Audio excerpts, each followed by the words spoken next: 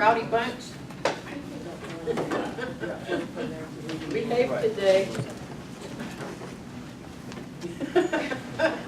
I'd like to call to order the meeting of the Upper Feather River Integrated Regional Water Management Group. And I think today not only will we do roll call, but when she does roll call, would you kind of, for people that haven't been here before, say what group or agency you're representing? Sherry Crawl. Here, Board of Supervisors. The Board of Supervisors or the Plymouth County Flood control for this organization. Okay, thank you. Paul Rowan. Jeff Engel. Here, Plymouth County Supervisor, Flood Control District. I got a whole list, but takes too long. Doug Teeter. Russell Reed. Feather River RCD, Resource Conservation District. Rick Roberti. Jim Roberti. Here, Sierra Valley Groundwater Management District. Roger Deacondorf. I'm here for Roger. I'm Amanda Lanker, and I'm the Finance Director for Plumas County Community Development Commission. Thank you. Trina Cunningham. Here, American Indian Representative. Jeff DeGreeny. Joe Hoffman. Here, Plymouth National Forest. Carol Thornton. Quentin Youngblood. Thank you. Are there any additions or deletions to the agenda? Changes anybody wants to make? Hearing none. This is a public comment opportunity where we invite members of the public to comment on anything under the jurisdiction of the management group that is not currently on the agenda. If you have comments for an agenda item, if you'll wait till that item is called and raise your hand or do something so we know you want to speak, we'll take your public comment at that point in time. But otherwise, for anything not on the agenda, is there any public comment? Hearing none. Announcements and reports. Any brief announcements or reports? No? Oh, this is moving right along. Consent agenda. The item A, we're looking at meeting summary for the regular meeting held June 22nd. Anybody have any objections, changes, or additions to that? Okay, I'm going to just take all three of these at the same time unless there's an objection. Support letter on behalf of Plumas National Forest Lakes Basin grant application. And then the support services budget report. I think you guys got all of that. Or did you want to address that at all? Or have any comments? I just added this to the agenda. It was mentioned a couple of times during the last meeting. It would be nice to see a breakdown every time. So just include it. If there's any questions, I can answer them. Super, thank you. Any questions?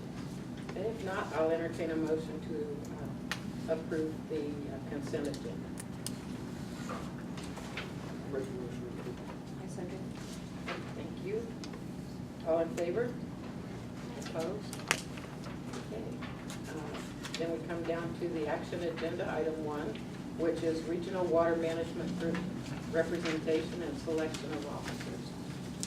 And so item A, review of the representation and draft letter to member agencies. Did you have anything you wanted to say about that? Sure. At the last management group meeting, it was requested that we agendize these two items for this meeting. One is a review and look at the member agency and the representatives assigned from those member agencies. So those are listed on page 15 of your agenda packet. Actually, I have it here on the board too. This is really just to make sure that these groups still want to be involved in the management group, and also that the representatives are still the appropriate representatives to reach out to. We drafted a letter that I'm requesting approval from the management group to send out to the member agencies, just asking for that confirmation and moving forward. Good. And I think this is good because, as I was saying at a meeting yesterday, so many organizations need one type of governance as they're forming and becoming who they are going to be when they grow up. And then after they reach a certain level of maturity, it's a good time to take a good hard look at, is this still the representation, that mix that we need? And should we be looking at adding some people? And are there people here who feel that their purpose here has been served and they're not really that involved anymore? So I think that's good, and then your letter will ask them to respond, or their agency to respond. And I'm thinking that at some point it would be good if we considered adding someone from our special districts that provide water and sewer service, because I see that there's a lot of infrastructure that impacts the watershed that we need to look at, and it seems that it would be good to have that representation. I don't know, Frank, if you see that might be a useful thing to have on. I think it will be in the future. So that's one of the entities that I thought of that I thought, probably would be good to start having their representation. Does there have an organization that they could submit a member, or are they? I think we would ask each of them if they're interested and fill out an application. Is there a Rather than regional counting on organization, them like, getting- Plymouth County association, the wild buffalo heads of sewer people? This is gonna be a silly day, I get that. I told you to behave. I know, I don't listen, I Madam wouldn't Chair. be There's a normal. Plymouth County Special District Association. Okay, it's made up of all the special districts within Plymouth County.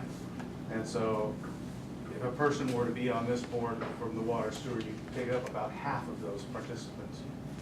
Is there another organization that some of those other folks are in, or they're just spotty all over the place? They're spotty. They have the Fire Chiefs Association, and I think there's cemetery districts. I mean, every district, we have 55 or 58 districts. They all have a little something different.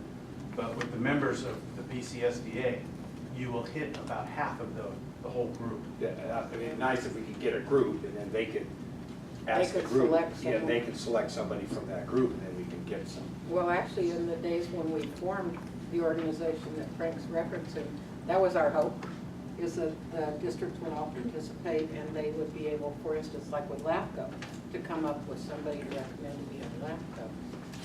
It hasn't always worked that way because, as he said, the districts are extremely diverse in membership, and even among the utility districts, some do different things than others.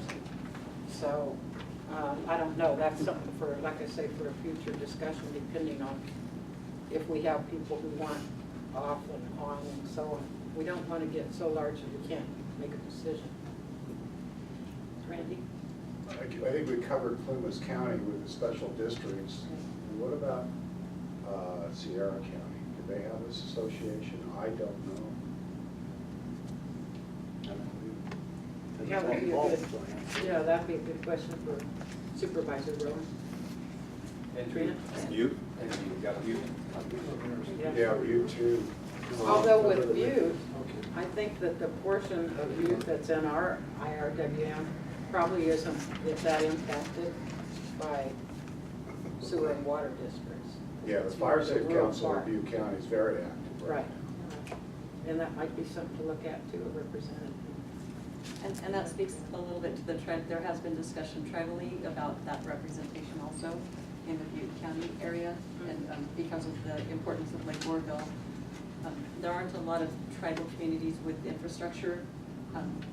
There are some small systems in Mary Creek, Feather Falls, and those areas. But the other water quality issues are outstanding, but I don't know how we would approach the multitude of tribes in Butte County and how that would pan out. But just to put it out there that has been a discussionary topic.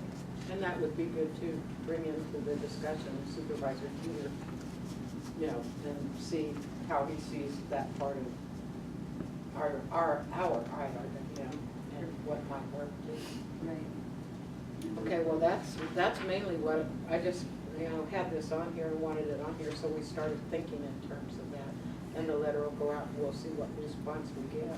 Is there a number of the board members that we have to have, or is it unlimited, or?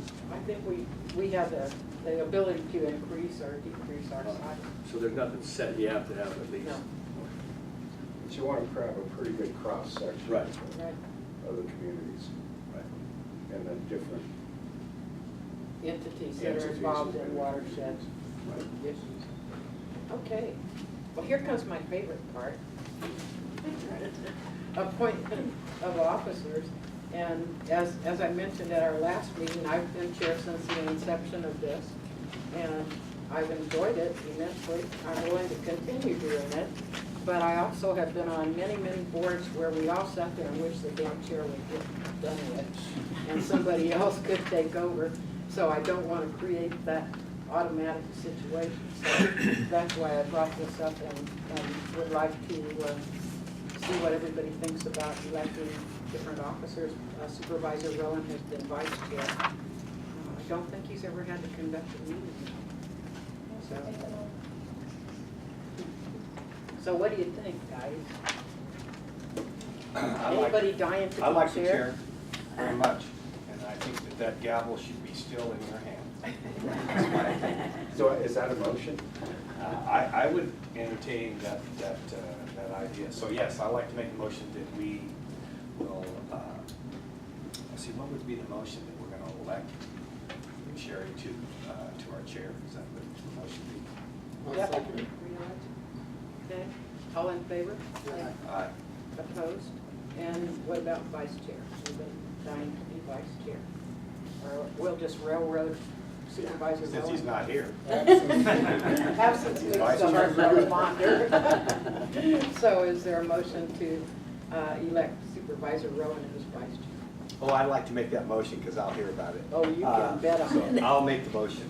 I'll second that one too. Okay, all in favor? Aye. Aye, opposed? Okay, looks like Paul will be sorry he didn't make the meeting. Okay, this takes us to item number 2, Integrated Regional Water Management Coordination Update. Summary and discussion of various IRWM coordination efforts and updates. A is update on our Roundtable of Regions efforts, and it's an informational item. And I think that probably Uma has that information. Thank you. So this is kind of a standing item. The Roundtable of Regions has met on average about once a month. It's been a little more frequent in the last month or two for preparing for the Proposition 1 draft implementation PSD, or project solicitation package that's coming out. So I have more information to share as we get to that item, and so I think I'll hold off on that. The Roundtable of Regions has really been focused on that for the last 3 months. For interregional outreach, I wanted to share that the Lessons Learned Summit is going to be held by jointly by Sierra Institute and the Sierra Water Work Group. It's going to be next week, November 8th and 9th, I think, Thursday and Friday in North Lake Tahoe. We will have 3 folks going, or 4, I'm sorry. I'm sitting, Trina, will be there? I'm a panelist. Okay, so She's Trina, on agenda. yeah, Randy, Leah, and myself will be attending. There is on page 21 of your agenda packet, there is an agenda. The focus, this summit satisfies 2 requirements. One is the disadvantaged community and tribal involvement project requires a lessons learned workshop, so this will be serving that purpose, as well as creating a space for collaboration and coordination among the urban regions throughout the state. I think that's all I have for the regional outreach. Anybody have any questions? Okay, item 3, presentation by Sierra Nevada Conservancy. This is going to be via phone conference and computer, I assume. So, take it away. We have Alyssa Brown on the phone from Sierra Nevada Conservancy, and she's going to share some. At our last meeting, Doug Teeter had requested that, or suggested that we have Sierra Nevada Conservancy do a presentation on capacity and how they can assist with building that capacity in regions, as well as funding opportunities. And I've been working with Alyssa to identify funding opportunities other than the top one RWMG project for that. And she's been helping us with that, and we have that a little bit later in the agenda packet as well, but Alyssa's going to give us a rundown on that. Are you there, Alyssa? I am here, and I'm wondering if you can hear me well enough. Yes. We can. Okay, so I'm having a little trouble hearing everybody's comments. So if you have something to say to me, then if you have a microphone or cell phone or whatever it is, pass it to the person who's speaking. Because I can only get about half of what I'm hearing. Speak up, in other words. So the Sierra Nevada Conservancy has a watershed improvement program, which is the wording, I'm just going to read you the wording. It's a coordinated, integrated, collaborative program to restore the health of California's primary watershed through increased investment, needed policy changes, and increased infrastructure. So that is a very general statement that doesn't have a lot of specific meaning.